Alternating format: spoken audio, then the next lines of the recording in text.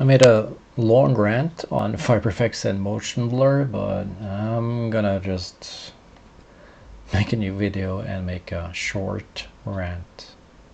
You don't need to hear it because, well, why should I make a long rant?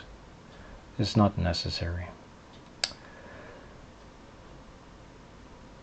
Yeah, this is the render. It's 250 by 250 pixels.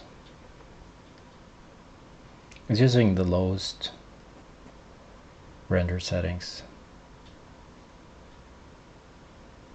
and the lowest motion blur settings.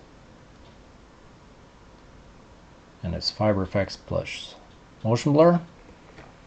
Actually not, it's not completely the lowest settings. You can see that it has actually 4 samples. And with that, so check out the motion blur settings here.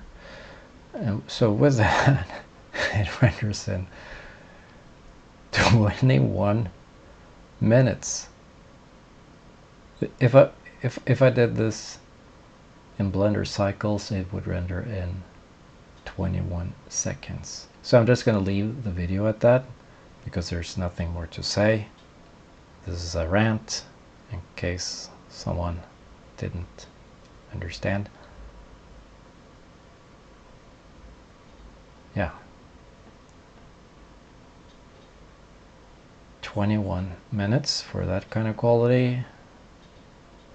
FiberFX and motion blur, and for that kind of quality, and even better, it would take 21 seconds in Blender cycles. So yeah.